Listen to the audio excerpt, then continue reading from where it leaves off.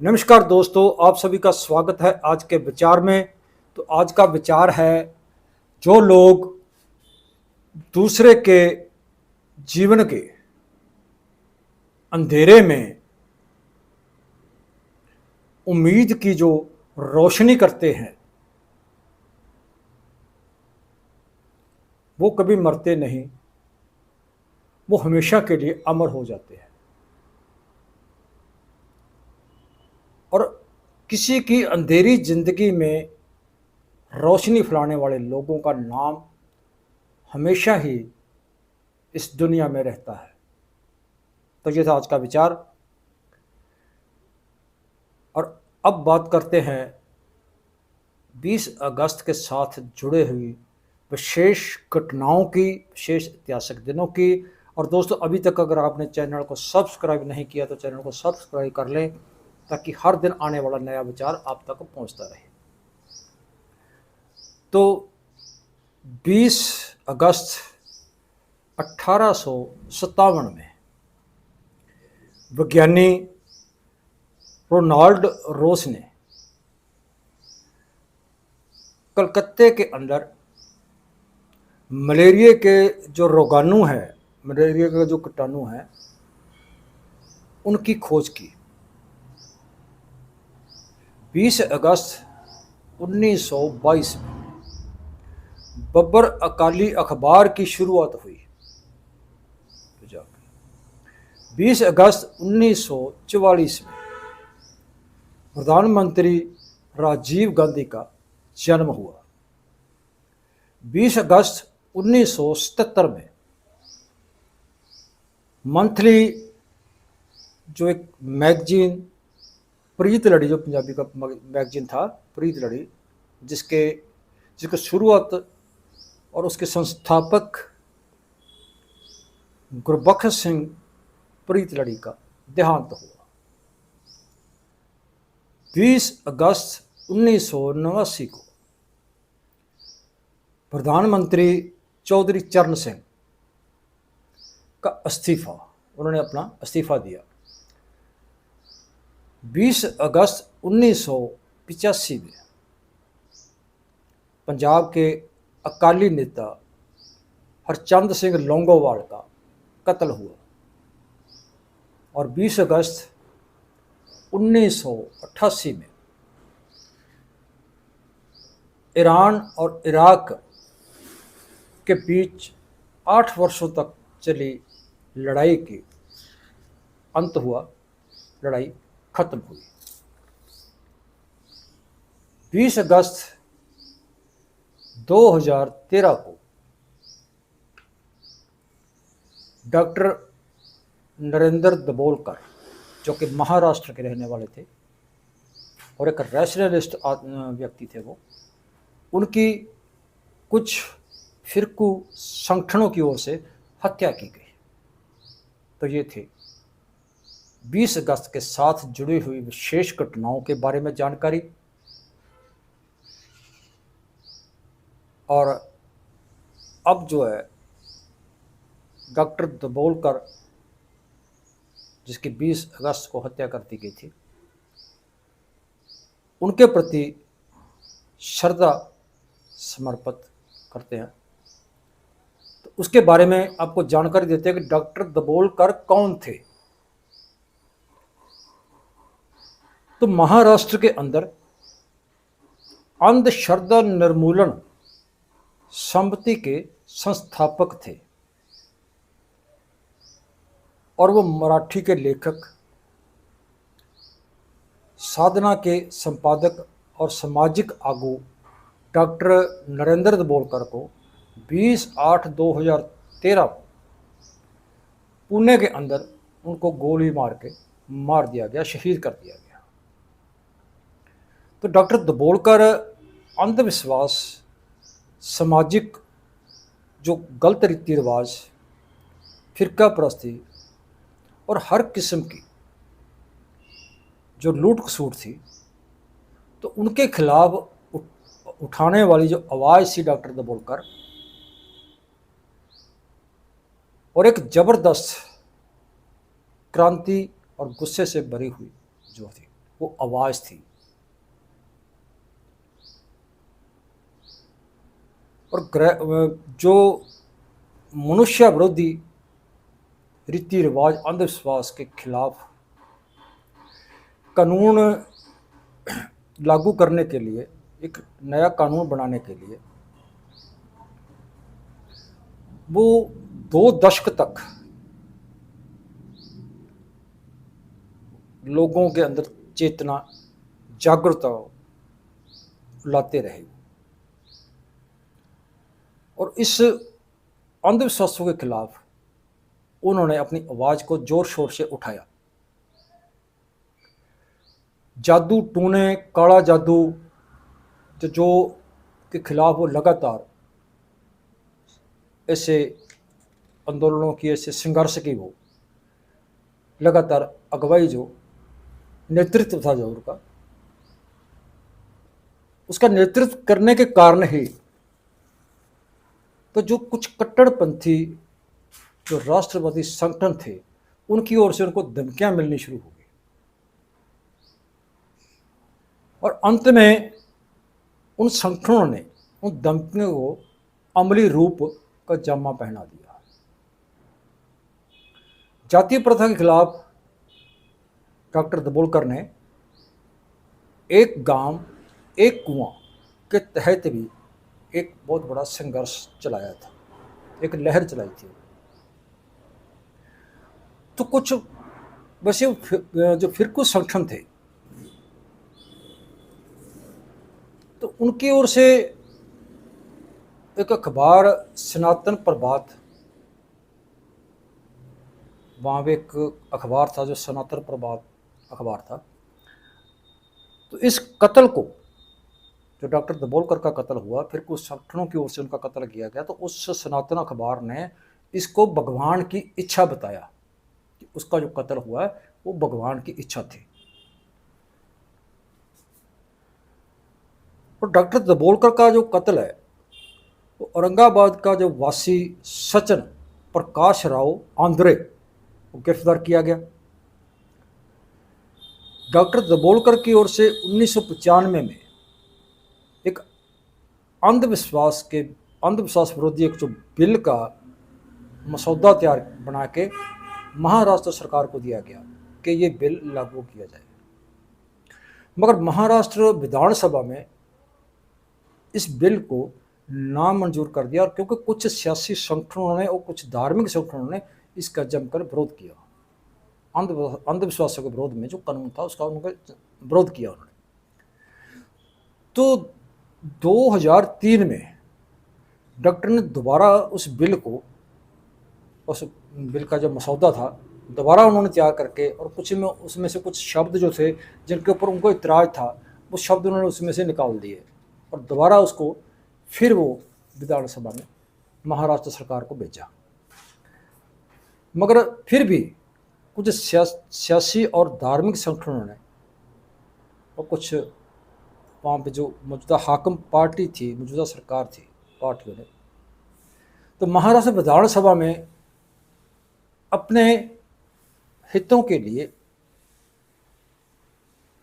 इस बिल को फिर मंजूर नहीं होने दिया, इसको फिर रद्द कर दिया गया।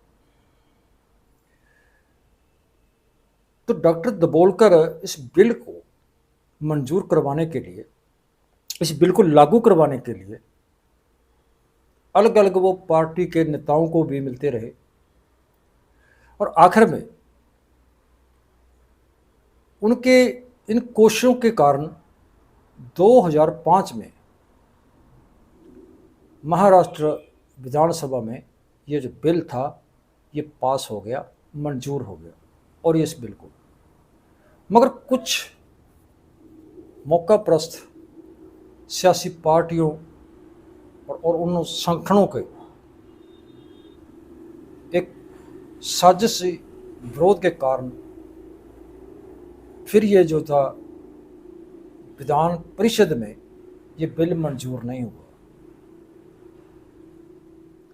तो डॉक्टर दबोलकर की हत्या के बाद लोगों में एक गुस्से की एक लहर दौड़ गई पूरे महाराष्ट्र में, बहुत बड़े पैमाने पे।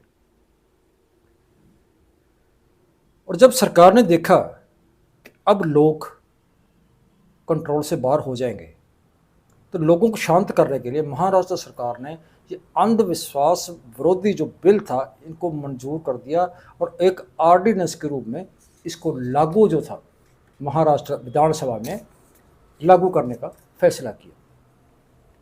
तो पुलिस रिपोर्ट के मुताबिक गोविंद पंसारे के कत्ल के समय घटना स्थल से जो कारतूस मिले थे और डॉक्टर दबोलकर के कत्ल में जो इस्तेमाल की गया हथियार था, गन थी जो, तो इन दोनों कत्लों में जो कारतूस थे वो दोनों एक दूसरे से मेल खाते थे, यानी कि एक ही गन से दोनों का कत्ल हुआ।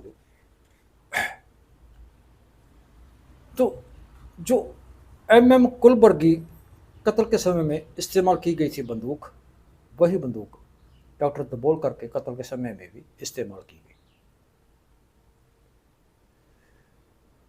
तो अब बात करते हैं ये जो अंधविश्वास या फिर कोई दंगे या फिर कोई संगठन, तो अब तक ये जो फिरकू दंगे हमारे देश में हो रहे हैं 1947 के बाद में, इन दंगों में लाखों लोगों की मृत्यु हो चुकी है, तो जिसके लिए वो कट्टरपंथी संगठन मुख्य रूप से वो जिम्मेवार हैं और वो उन लोगों का भी कत्ल करते हैं जो सच बोलते हैं। उनकी आवाज़ को बंद करने के लिए, उनको चुप कराने के लिए उन लोगों का कत्ल करते हैं, जैसे MS कुलबर्गी का किया गया, डॉक्टर दबोलकर का कत्ल किया गया। तो ये गुंडागर्दी भी करते हैं, धमकियां भी देते हैं, हर तरह का जो हथकंडे जो अपनाते हैं। तो रोशनी बखेरने वाले वैज्ञानिक जो सोच के विचार के जो लोग हैं, वो इनकी आंखों में एक किरकिरी बने हुए हैं इन संगठनों के, फांसीवादी संगठनों।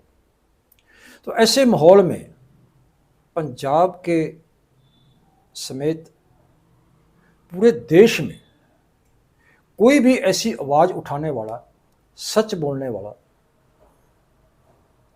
वो इन विरोधी संगठनों से सुरक्षित नहीं है।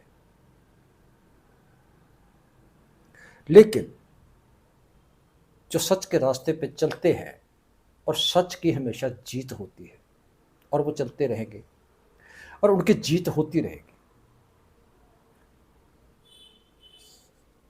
और समाज को फिरका परस्ती, अज्ञानता की ओर धकेलने वाली ताकतों की जो हार है वो निश्चित है, वो हार हमेशा होगी।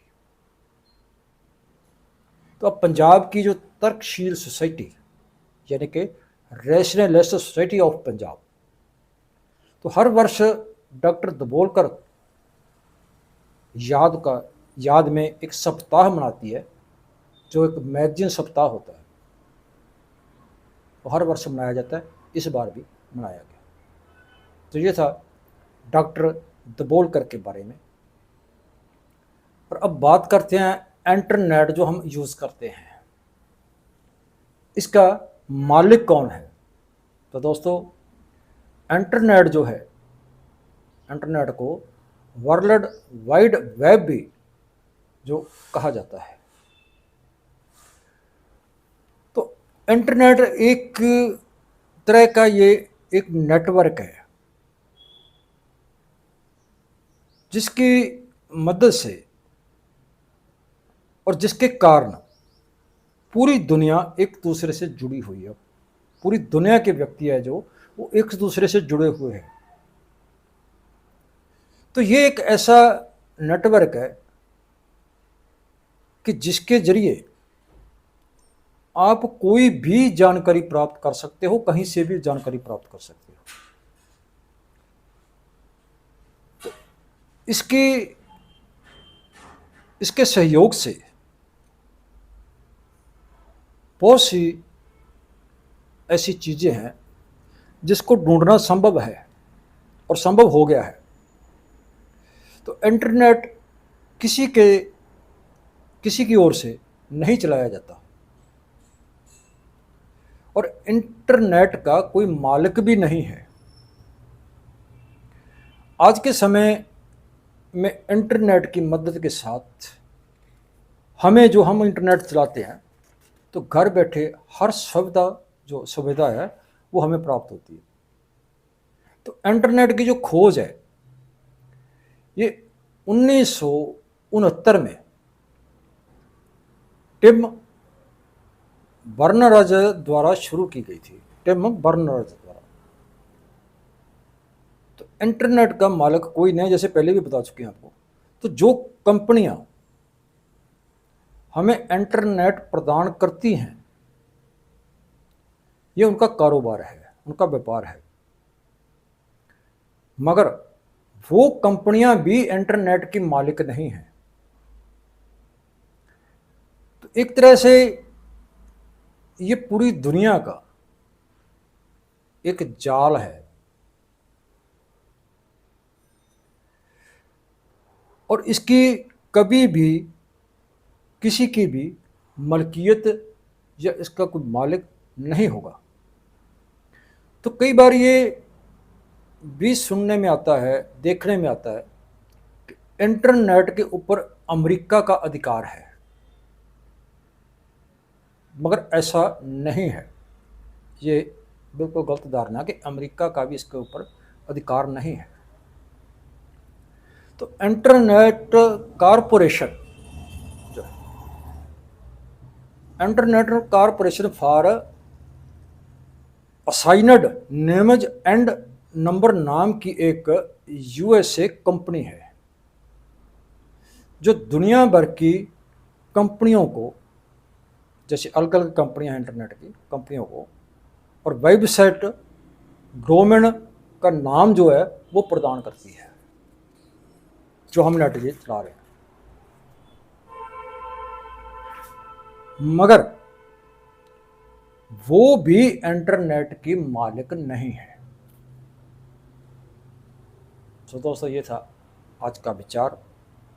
कैसा लगा, अच्छा लगा तो ज़्यादा से ज़्यादा लाइक शेयर करना, कमेंट करके अपने विचार देना और चैनल को सब्सक्राइब कर लेना। दोस्तों हमारे चैनल का उद्देश्य जो है वो लोगों तक एक अच्छी जानकारी लेके जाना है।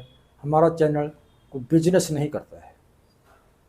आप हमारा सहयोग कीजिए, चैनल को ज़्यादा से ज़्यादा लाइक शेयर और सब्सक्राइब कीजिए। कल मिलते हैं एक और नए विचार के साथ।